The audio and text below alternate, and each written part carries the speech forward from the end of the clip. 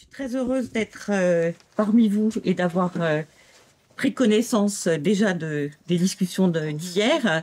Et j'ai décidé de me présenter parce que comme nous sommes dans une journée interdisciplinaire et avec des cultures professionnelles différentes, il me semble que c'est important de vous dire un peu qui je suis. Donc, je vais essayer d'aller vite. J'ai fait une thèse d'ethnographie sur les modes de vie ouvriers en milieu rural. J'ai travaillé à l'INRA et j'ai travaillé également sur l'histoire, l'ethnographie et les statistiques du jardinage ouvrier. Et je suis spécialiste de méthodologie de l'ethnographie. Nous avons co-rédigé le guide de l'enquête de terrain à la découverte, qui est à sa 4e édition. Et je suis aujourd'hui engagée dans des stages photographie et sciences sociales, toujours à l'École normale supérieure. Et si je suis ici et si j'ai rencontré Samir, je pense que c'est parce que j'ai beaucoup travaillé sur les aidants professionnels et les aidants domestiques, les aidants familiaux, pardon, dans le cadre d'une équipe pluridisciplinaire. Je travaillais avec des économètres de la santé et moi-même en anthropologie de la parenté. Et donc cette enquête, dont je parlerai un peu du point de vue de méthode, puisque je vais vous parler de méthode, s'appelle Modélisation de l'économie domestique et incidence des politiques sociales. Donc je vous laisserai prendre connaissance de la bibliographie plus tard. Mais j'ai fait plusieurs presque décennies d'enquête en pluridisciplinaire sur des personnes dépendantes avec des méthodes mixtes et un intérêt pour l'interdisciplinarité. Donc au début, quand Samir m'a invité sur evidence-based medicine, evidence-based practice, c'est pas du tout ce à quoi je suis habituée, sinon quand de temps en temps des collègues spécialistes de la santé à l'école normale me paraissent un peu étroits dans leur façon de réfléchir. Et donc au début, je voulais vous parler épistémologie et régime de la preuve en anthropologie sociale, qui est une discipline particulière, puisqu'elle cohabite avec l'anthropologie physique depuis le début de son existence. Et au moment de préparer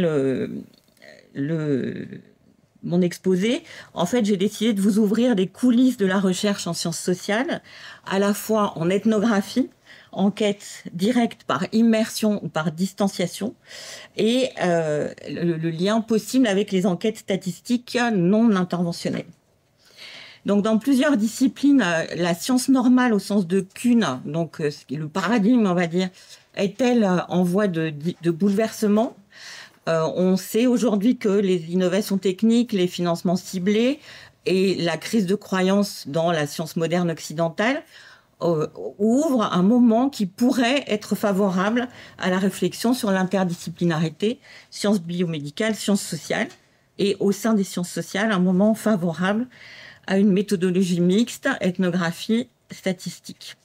Donc je vais vous parler d'abord d'un cas, le cas de Madame L, pour vous montrer comment on peut, à partir d'un cas isolé, d'un cas où on restitue les professions et les modes de vie, on peut avancer dans la compréhension de ce qui fait, comment on peut faire de la recherche avec une patiente qui se trouve prise entre deux systèmes de soins et de recherche. Ensuite, dans un deuxième temps, je vais revenir à la question de comment prouver à que chercher, toujours à partir du cas de Madame L. Et si j'ai le temps, je vous parlerai un peu d'une infrastructure de recherche qui permet d'utiliser des questionnaires en ligne de façon qui a utilisé de l'ethnographie et essaye de comprendre que chercher à partir d'une enquête compare de la santé publique Hôpitaux de Paris. Donc, sociologie des professions et des modes de vie. Le cas de Madame L. Donc, Madame L est une patiente chronique que j'ai rencontrée par le biais d'une enquête de terrain que je faisais sur un village de montagne. Et c'est quelqu'un avec laquelle non seulement j'ai eu de longues discussions biographiques, mais j'ai également, elle m'a confié en fait son journal de soins, son journal où elle notait la façon dont elle supportait un certain nombre de situations liées à son état de santé. Et également, j'ai rencontré une bonne partie des professionnels de santé qui étaient autour d'elle. Donc, c'est quelqu'un qui a eu un diagnostic assez tôt pour une première maladie chronique, cholangite biliaire primitive, maladie auto-immune du foie, qui a été diagnostiquée en 1998 et avec une évolution lente et des traitements médicamenteux. Cette maladie, depuis 1998, ne lui a causé aucun symptôme, donc c'était une malade chronique asymptomatique, et elle était surveillée par des analyses de sang semestrielles dans un service de médecine interne dans un CHU de la métropole de Lyon. Elle a ensuite eu en 2016 un deuxième diagnostic de syndrome sec relativement invalidant avec traitements locaux et un médicament mal supporté. Dans un deuxième temps, je vais vous présenter la façon dont elle s'est trouvée prise entre deux systèmes de soins qui sont également deux systèmes de recherche. Je pense que c'est une des particularités de ce cas qui le rend intéressant. En 2020, elle a changé de résidence familiale. Elle est partie de la métropole vers un village. En 2021, elle a mis en place au village un suivi pluriprofessionnel localisé avec quelques difficultés parce que c'était un lieu un désert médical à l'époque. Et en 2022, elle a changé de CHU et de service. Elle est arrivée dans un service d'hépatologie parce que son spécialiste précédent, qui était médecine interne, était parti à la retraite. Ce qui est intéressant avec ce cas, c'est que elle s'est trouvée prise dans ce que j'ai appelé deux systèmes de soins et de recherche, que je vais essayer de vous décrire correctement ici en peu de temps, et que j'ai appelé donc comment prouver pour le premier système de recherche et que chercher pour le deuxième système de recherche. Donc, elle s'est trouvée, quand elle est arrivée dans son service d'hépatologie, elle a été immédiatement sollicitée pour une inclusion dans un essai thérapeutique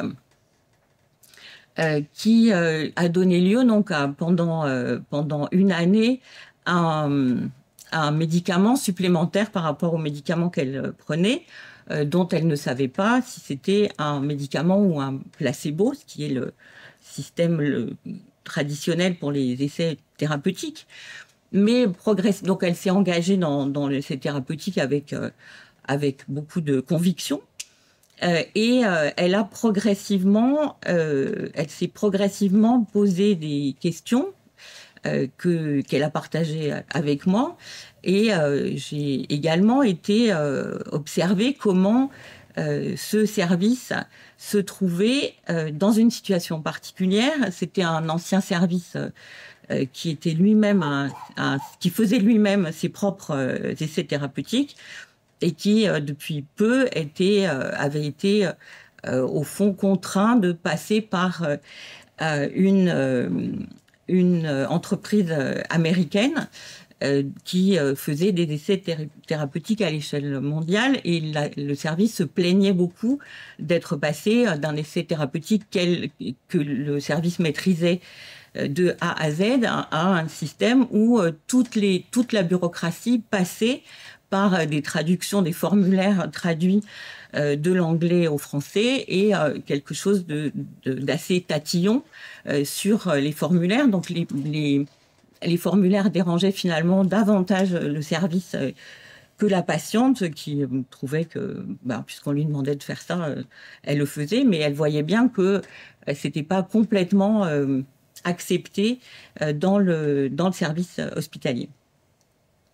Ensuite, elle a été décontenancée non seulement par le poids des formulaires bureaucratiques, mais surtout par le fait que tous les jours, elle avait un système qui lui demandait sous peine d'interruption de l'essai thérapeutique, ce qu'elle ne souhaitait pas, un service qui lui demandait de se brancher pour répondre à des questionnaires. Donc au début, elle était assez enthousiaste d'avoir à répondre à des questionnaires sur son état de santé.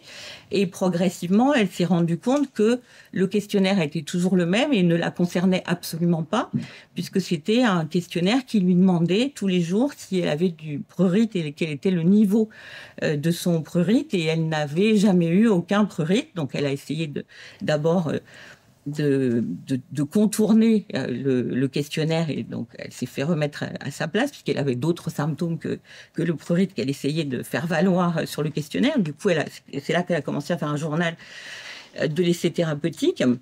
Et donc, elle a trouvé un peu pénible d'avoir 365 jours à répondre non, même si c'était très rapide, à des questions qui ne la concernaient pas. Ensuite, elle s'est trouvée, comme probablement la plupart des patients en essai thérapeutique, confrontée au fait qu'elle ne savait pas si elle prenait un médicament ou un placebo. Et cette incertitude a commencé à la stresser à différents moments. Notamment, elle s'est mise à se poser des questions sur le lien possible entre ce qu'elle ressentait au jour le jour et puis le fait qu'elle avait ou non le médicament. C'est une patiente qui n'a pas, qui est assez mal à l'aise, enfin qui a par ailleurs un peu de troubles anxieux, donc qui était déjà désagréablement mise sous pression par cette incertitude. Et enfin, quand elle parle des acteurs du service, on voit bien que elle avait une très grande confiance dans une partie de ces acteurs du service et une méfiance croissante vis-à-vis du professeur responsable du service et non pas vis-à-vis des chercheurs responsables de l'étude. Et elle était aussi très contente d'être suivie là-bas par notamment une infirmière spécialisée dans l'essai thérapeutique avec laquelle elle s'entendait très bien, comme probablement la plupart des patients du service. Alors, ce qui est intéressant, c'est que lorsqu'elle a déménagé, elle s'est trouvée confrontée d'une part à un changement de son mode de vie, un changement assez radical, puisqu'elle est passée d'un centre-ville urbain à un village de montagne. Et également, elle a changé, elle a adapté, au fond, elle a trouvé sur place, dans le village où elle habitait, progressivement, donc ça a pris un certain temps, un système de soins localisé avec un médecin généraliste. Donc au début, comme c'était un désert médical, elle n'avait pas de médecin généraliste, elle repartait à Lyon pour voir son médecin généraliste.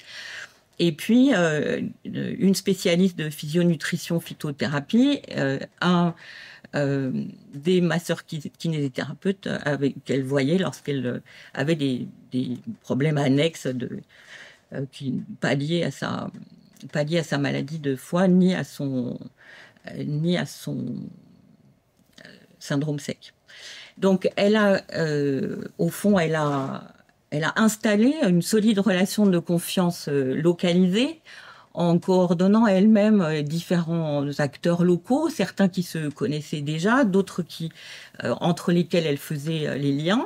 Et donc, comme elle habitait sur place, ça a été assez simple pour elle d'organiser cette relation de confiance et de comprendre aussi comment ces différents acteurs de santé avaient eux-mêmes des possibilités ou des difficultés spécifiques liées à l'expérience de la petite région dans laquelle elle vivait.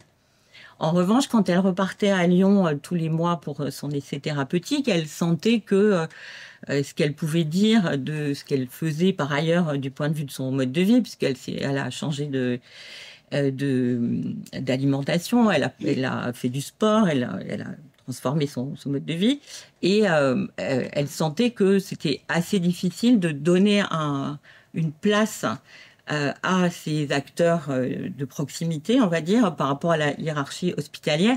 À vrai dire, c'était pas seulement dans le nouveau service des pathologies qu'elle avait ce problème. Dans le service précédent de médecine interne, qui était plus ouvert, mais il y avait aussi parfois des difficultés même s'il y avait une grande attention à la coordination avec les acteurs locaux, il y avait parfois des difficultés à comprendre enfin, je pense que Madame elle n'arrivait pas à expliquer qu'elle travaillait aussi sa santé avec d'autres professionnels de santé que ceux de l'hôpital. Alors, elle a noté et elle a raconté un jour de grand stress ou un coup de fil de l'hôpital lié à l'essai thérapeutique et au fait qu'elle avait décidé d'interrompre à la fin de son premier essai thérapeutique. Elle avait décidé de ne pas demander la poursuite du médicament, merci, parce que on lui avait dit que si elle elle pensait qu'elle pouvait arrêter, qu'elle aurait la réponse sur placebo ou médicament avant de s'engager dans la poursuite de soins. Donc, ce jour de grand stress, elle a eu une crise inflammatoire aiguë et elle a appris plus tard que elle n'avait pas un placebo, qu'elle avait eu le médicament. Et donc, elle réfléchit avec des acteurs locaux sur le fait que ça n'était pas un placebo et en même temps sur pourquoi ces effets de stress ont des effets sur sa crise inflammatoire. Et à la fin, au moment où j'arrête l'enquête, elle a une pathologie dentaire assez grave. Elle découvre l'importance du syndrome sec auquel elle n'avait jamais fait vraiment attention. Et elle redécouvre une hernie hiatale qui l'oriente au fond vers éventuellement d'autres directions de recherche, voire de soins. Alors, j'ai pas le temps de vous présenter en détail l'infrastructure de recherche des enquêtes Compare, mais ce que je veux simplement vous dire, c'est que quand on en est à se demander qui sont les acteurs de la recherche et est-ce qu'on va prouver quelque chose dans un système thérapeutique préexistant, ou bien est-ce qu'on va chercher à découvrir éventuellement des éléments relativement inconnus au-delà du système précédent. Il y a une enquête dépression dont je vous donnerai pas les détails, mais qui est fondée sur le travail ethnographique pour construire le questionnaire. Et ce questionnaire permet d'aborder un certain nombre de questions dont on ne pense pas forcément à l'avance qu'elles seront liées à la question de la dépression. Et l'intérêt de cette infrastructure de recherche qui assure la confidentialité des réponses, c'est que comme toute enquête par questionnaire en ligne, on ne sait pas qui répond.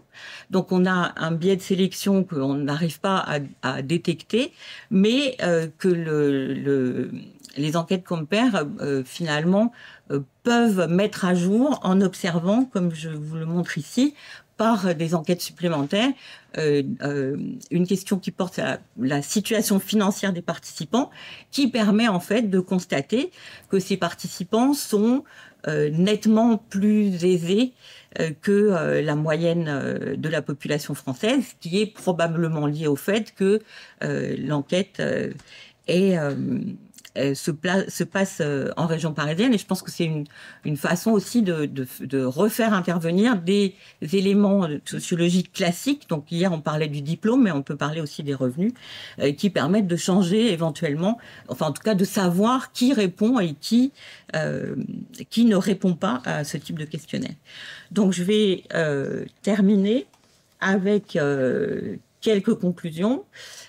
Quand on reprend le cas de Madame L, on se rend compte que il y a le régime de la preuve dans l'essai thérapeutique est un régime qui est fondé sur l'inégalité statutaire des chercheurs et quelque chose que j'appelle un régime aristocratique, c'est-à-dire que la preuve ne vaut que parce que la personne qui observe les phénomènes a des compétences spécifiques, voire pas tellement des compétences, mais un statut aristocratique.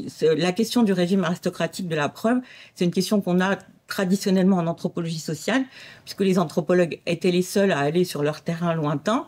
Et quand ils revenaient, ils disaient j'y suis allé, vous pouvez me croire. Pourquoi? Parce que je suis anthropologue. Donc c'est quelque chose qui relève du régime aristocratique, c'est-à-dire qu'on ne montre pas comment on a construit la recherche. On est dans un faites-moi confiance parce que je suis une personne de confiance. Je suis quelqu'un qui est digne de confiance. On voit également avec le cas de Madame L que les hiérarchies médicales peuvent ne pas être propices à la complémentarité des approches, mais que là encore, ça dépend des services, ça dépend des CHU, ça peut dépendre même très localement d'un chef de service. Et enfin, le milieu local avec lequel travaille Madame L, c'est un milieu dans lequel il y a à la fois de l'interconnaissance forte entre les professionnels et, pour une partie d'entre ces professionnels, des relations de confiance qui sont liées notamment, ça a été montré en sociologie de la santé, au fait qu'ils ont partagé leurs études à certains moments de leur carrière, soit au début, soit en formation continue. Ensuite, la deuxième conclusion, c'est autour de l'evidence-based medicine. On peut se demander si ça n'est pas une technique magique de réassurance face aux contestations. Tout à l'heure, j'ai parlé de la remise en cause de la science moderne occidentale, qu'on voit pas beaucoup quand on est en Occident, mais qu'on connaît bien quand on travaille avec des personnes à l'échelle mondiale ou qui ne manifestent une méfiance par rapport à la médecine occidentale. Et donc, on peut se demander s'il n'y a pas un effet de réaffirmation, de rassurance de la part des professionnels de santé les plus hauts pour boucler pour réaffirmer le caractère supérieur de la médecine occidentale. Ensuite, on aurait pu se demander, donc je ne l'ai pas fait, mais au départ, je voulais insister sur le fait qu'il y a des preuves différentes, donc il y a des marqueurs biologiques, des preuves cliniques. Là, je vous ai parlé des marqueurs biologiques et des preuves cliniques à ma façon, mais il y a aussi des raisonnements probabilistes, donc les économistes et les sociologues ont tendance à raisonner en termes de covariation, et ça peut être utile lorsque également on cherche dans le domaine de la recherche, on est dans essayer de comprendre à quelles conditions on pourrait, de quoi finalement, que représente Madame L. Donc, comment aller plus loin qu'une étude de cas? Donc, la proposition que je fais, c'est une méthode mixte séquentielle, donc ça parlera aux méthodologues dans la salle, avec un moment inductif en ethnographie, un moment de construction des hypothèses et du modèle, donc ce qu'on pourrait faire à partir du cas de Madame L, et ensuite une enquête statistique qui pourra valider ou invalider les hypothèses faites par l'ethnographe, et ensuite retour à l'ethnographie. Il y a d'autres façons d'aller plus loin dans au-delà d'une étude de cas, entrer dans des dispositifs statistiques innovants, c'est pour ça que je vous parlais de la plateforme de recherche Compare, favoriser l'entrée des sociologues dans les services de soins, c'est ce qu'a fait Muriel Darmon dans son livre Réparer les cerveaux, favoriser la coopération interprofessionnelle et interdisciplinaire en construisant ensemble des cas qui répondent à une question commune. Donc le premier moment, c'est de construire la question commune, et ensuite de se demander une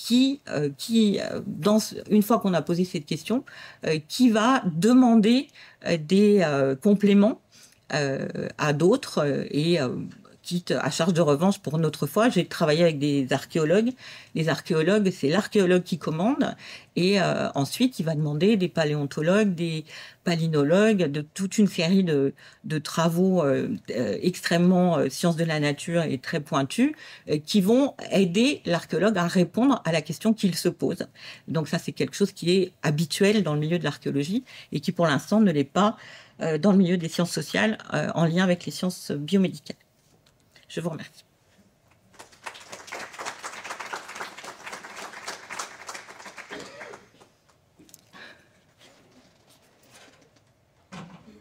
Alors.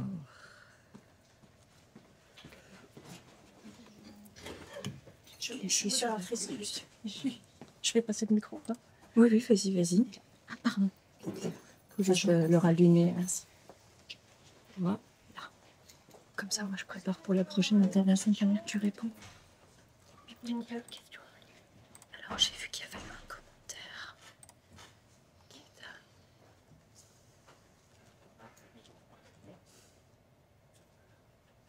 c'est bon.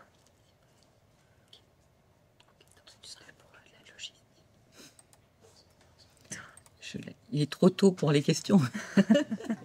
Merci. C'était trop clair. Bonjour. Depuis hier, j'ai l'impression qu'on définit un petit peu les contours de l'EBM ou de l'EBP, qu'on envoie un peu les limites de cette façon de penser qui fait un peu religion en Occident, comme vous avez l'air de le dire. Mais est-ce que du coup, ailleurs, donc qu'en Occident notamment, l'EBM fait peut-être moins religion, ils ont peut-être d'autres façons de voir les questions médicales, comment on peut améliorer la santé, mais est-ce qu'ils ont des outils aussi pour l'évaluer, ces autres systèmes? Déjà, est-ce que d'autres systèmes existent et est-ce qu'il y a des façons de les évaluer? Parce que c'est aussi comme ça qu'on avance, en posant des chiffres, des moyennes, des statistiques, qui en aient des limites, je comprends très bien, mais quels sont les outils pour pouvoir faire autrement et mieux? Parce que j'ai l'impression que depuis hier, on trace des contours, mais est-ce qu'au-delà des contours, il y a d'autres choses ailleurs qui se font et qui sont évaluées? Alors, je ne suis pas la bonne personne pour répondre, notamment parce que ce que je connais de l'anthropologie de la santé, en fait, c'est un mixte entre des médecins locaux, des autres systèmes de santé locaux que des médecins, et des ONG avec des chercheurs qui arrivent localement pour observer la façon dont les choses se passent. Et donc, ça, je sais qu'il y a un fort... Alors, en fait, il y a deux choses qui se passent à l'extérieur. Il y a le système américain avec ses preuves, qui existe bien largement au-delà de l'Europe, qui est répandu partout, mais également des tentatives de coopération entre anthropologues et médecins, avec l'anthropologue capable d'implémenter ce que je raconte là, c'est-à-dire de l'observation participante, de l'immersion et une prise de peut-être des formes de coordination entre différents types de systèmes de soins. Mais je ne suis pas la bonne personne pour raconter une histoire, enfin, pour montrer comment ça fonctionne là. Donc, oui, je vous remercie pour la question. Désolée. Pas grave.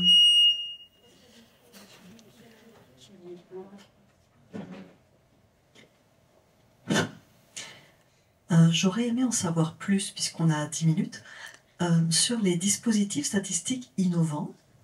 En quoi ils innovent? Qu'est-ce qu'ils permettent de faire avec, donc, si j'ai bien compris, des données mixtes, du Jali et du Ganti, c'est ça? Alors, oui, notamment, j'ai besoin de celle-là. Celle-ci? Voilà. Donc, c'est un dispositif qui, enfin, ce qu'il a d'innovant, de ce que je comprends, c'est que... Ouais, non, c'est celui-là. Voilà. C'est que il gère la confidentialité des données avec un niveau d'exigence pour les statistiques de santé, puisque comme tu sais, les statistiques de santé ne sont pas sont soumises à un régime plus strict que le RGPD, que le Règlement général des protections des données. Donc, c'est un système qui permet de tester des questionnaires en ligne. Donc, ce sont les patients eux-mêmes qui répondent à des questionnaires. Donc, ça, de mon point de vue, c'est relativement innovant. Et le problème principal des questionnaires en ligne, en général, c'est la non-représentativité de l'échantillon, puisqu'on ne sait pas qui répond. Et il me semble que l'équipe de médecins, ce sont des médecins qui ont lancé les enquêtes Compare, a compris ils n'ont pas encore été jusqu'au bout, mais ils ont compris qu'ils avaient des moyens de tester qui répond par rapport à l'ensemble enfin, quelle est la population de référence. Et et ça me paraît aussi quelque chose d'intéressant de voir qu'on peut poser à ces patients des questions qui ne sont pas les questions classiques qu'on poserait en épidémiologie clinique. Donc, qui sont des questions plutôt d'épidémiologie sociale, pour dire les choses. D'autre part, ce sont, pour connaître la personne qui a monté l'enquête dépression, on a travaillé ensemble en ethnographie, le médecin elle-même et des sociologues qui ont observé des patients suivis pour dépression. Donc, elle a fait un premier travail ethnographique et elle a construit un questionnaire qui est également plus large qu'un questionnaire qui serait uniquement sur la dépression. Elle a laissé ouvert la question de la dépression qui est en fait, ça se passe dans un contexte où les psychiatres eux-mêmes, les chercheurs en psychiatrie, pardon, pas les psychiatres, mais les chercheurs qui s'intéressent aux maladies mentales, redéfinissent les catégories, sont en train de redéfinir entièrement les catégories. Donc, elle a pris la catégorie de dépression, non pas comme un diagnostic, mais comme la façon dont des patients parlent de leur souffrance psychique. Donc ça a été fait aux États-Unis par des anthropologues. Donc, elle le fait en France avec cette méthode de questionnaire en ligne. Donc, le patient consulte parce qu'il se sent mal, parce qu'il est dans le mal, mais il va pas. Le mot dépression est suffisamment mou pour que plein de gens se sentent concernés par une enquête sur la dépression. Et ensuite, elle regarde très en détail le moment où dans la vie du patient, les diagnostics sont arrivés, donc ce que le patient se souvient, ce dont il se souvient en termes de diagnostic, mais également des grilles épidémiologiques sur comment vous sentez-vous depuis un mois. Donc, elle combine des grilles classiques avec une trajectoire biographique rétrospective. Voilà. C'est ça qui me paraît relativement innovant en tout cas par rapport aux recherches sur la psychiatrie.